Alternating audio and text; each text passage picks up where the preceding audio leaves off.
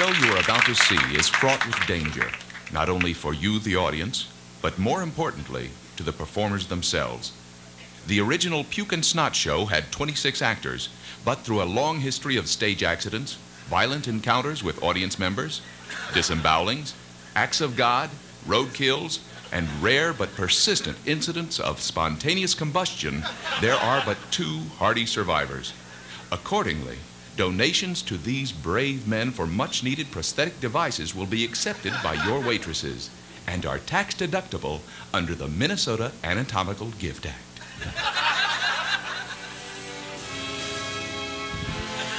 Puke and Snot! Who knows what primeval mists whisper through the mossy glades of their frontal lobes? Bastards begot, bastards instructed, bastards in mind, bastards in valor, in everything illegitimate.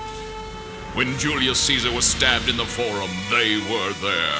When JFK was shot in Dallas, they were there. When William Kennedy Smith went swimming, they were there handing out towels. And tonight, despite your letters, despite your desperate phone calls, despite your threats, they are here. Ladies and gentlemen, the Acme Comedy Club is privileged to present 2 churning urns of burning funk, 2 hefty hunks of steaming junk, 2 primitive life forms who still think digital watches are a pretty neat idea. Please welcome to the stage Ralph Puke and Thomas Snot.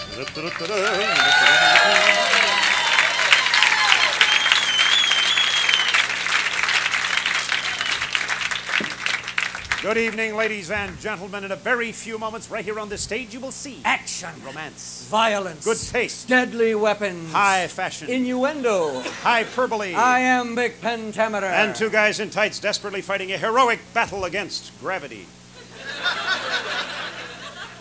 You'll see an act that was banned in Boston, Laughed off the stages of New York, ignored in Los Angeles, appalled the critics in Chicago, puzzled large groups of peasant women in Honduras.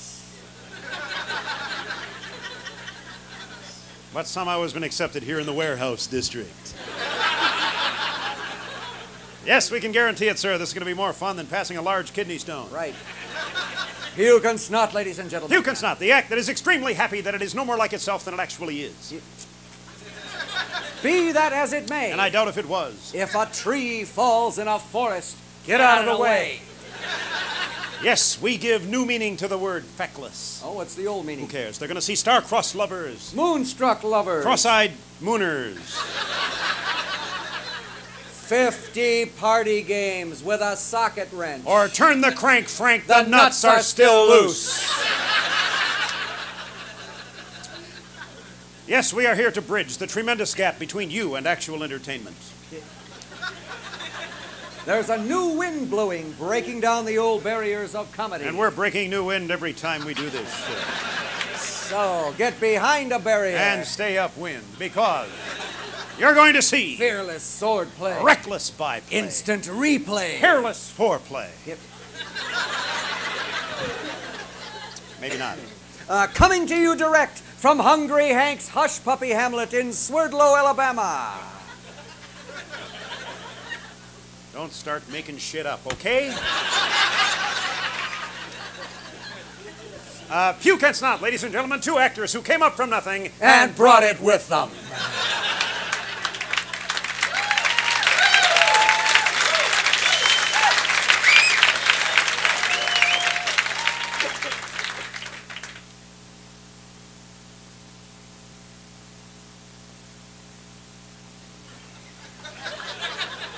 What do you think? I don't know. I think a few type Bs, but primarily type A. I'm not sure. The only laughs we got were on the fart jokes and when you said shit. Well, there's some people from Montana here.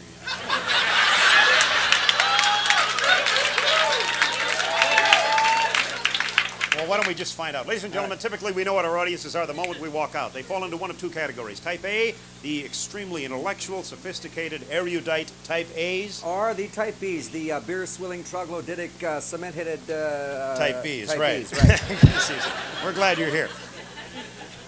But in order for us to properly entertain you tonight and for you to get your $10 worth, we have to define you a little bit more specifically and find out exactly what you are. Now, the way we do that is Puke here is going to tell you a humorous anecdote that will test you as a Type A audience. If you respond well, we know what we got. We can go on with the show. You're going to like this. Go ahead. This is good. Type A. This is a very classy, very, very funny story. My favorite story. Henry David Thoreau was thrown into jail for civil disobedience. His friend, Ralph Waldo Emerson, came to visit him. Emerson walked into the jail, walked up to the bars, looked in, shook his head disapprovingly, and said, "Henry, Henry, Henry, what are you doing in there?" Thoreau stood up, looked Emerson in the eye, and said, "No, Ralph, the question is, what are you doing out there?"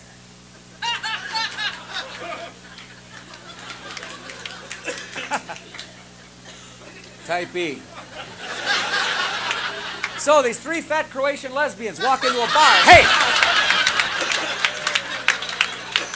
What?